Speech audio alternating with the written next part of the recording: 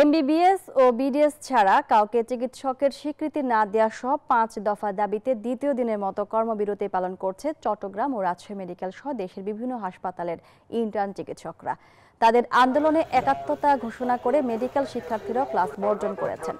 Intern চিকিৎসকদের কর্মবিরতিতে ভোগান্তিতে পড়েছেন রোগী ও তাদের স্বজনরা। হাসপাতাল কর্তৃপক্ষ বলছে, নিয়মিত চিকিৎসকদের মাধ্যমে জরুরি সেবা চালু রাখা হয়েছে। ডাক্তার আসতেছে, নার্স আসতেছে, কিন্তু ইন্টার্নি ডাক্তাররা তো নাই। এখন আমরা চাইবো যে তারা দ্রুততম সময়ের কাজে ফিরে আসুক। ডাক্তার কর্মবিরতি আছে যে আমাদের একটু সমস্যা হচ্ছে, মানে আমাদের তো রোগী খুব খারাপ অবস্থা, একটু ভালো ট্রিটমেন্টটা দিলে একটু ভালো হতো। আমাদের পরিচালক মহোদয় বিষয়টি নিয়ে যথেষ্ট আন্তরিক রয়েছেন। তিনি গতকাল থেকে তাদের যে স্মারকলিপি তাৎক্ষণিকভাবে এটি মন্ত্রণালয়ে প্রেরণ করেছেন। স্বাস্থ্য অধিদপ্তরের মহাপরিচালক মহোদয়ের সাথে উনি কথা বলেছেন। আর এই বিষয়ে বিস্তারিত জানাতে আমাদের সাথে যুক্ত হচ্ছেন চট্টগ্রাম থেকে সহকর্মী নয়ন বড়ুয়া জয়। আর জয়, কমপ্লিট শাটডাউনের বিস্তারিত আমাদেরকে জানাবেন।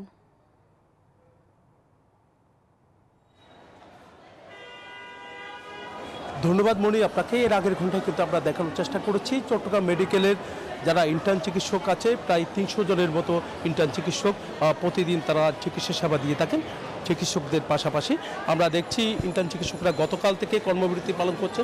তার কারণে মেডিকেলের নিচে দেখতে পাচ্ছেন যারা রোগীর গার্ডিয়ান আছে তারা এখানেই অবস্থান নিচ্ছে। আমরা দেখছি এখানে লোকের লোকারণ্য, যেহেতু মেডিকেলের রুগীর চাপ অনেক বেড়েছে, তো সেখানে কিন্তু আসলে এখানে অভিভাবক যারা আছে সেখানেও দাঁড়ানোর সেই সুযোগটা তাদের পাচ্ছে না। তবে রুগীর যে ওয়ার্ডগুলো আছে সেই ওয়ার্ডে আমরা দেখছি 3 গুণের বেশি ধারণ ক্ষমতার চেয়ে রুগী ভর্তি আছে।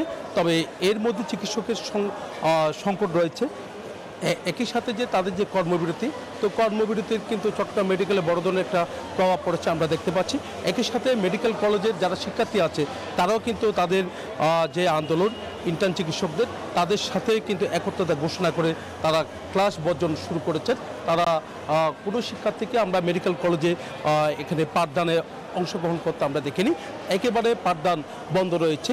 তো মেডিকেলের অধ্যক্ষর সাথে আমরা কথা বলেছি একটু আগে, তিনি যেমনটা জানিয়েছেন গতকাল অধ্যক্ষ বরাবর তারা কিন্তু স্মারকলিপি প্রদান করেছেন।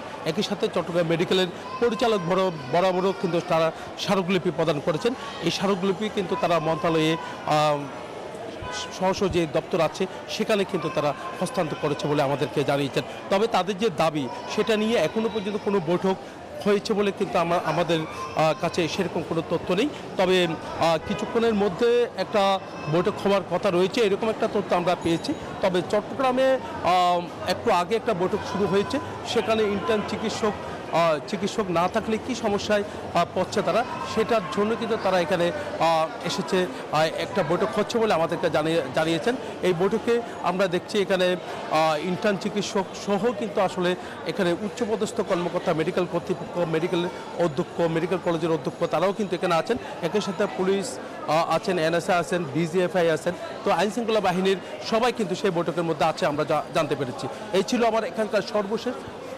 ফিরে যাচ্ছি স্টুডিওতে মনির কাছে। চট্টগ্রাম থেকে যুক্ত ছিলেন নয়ন বড়ুয়া জয়।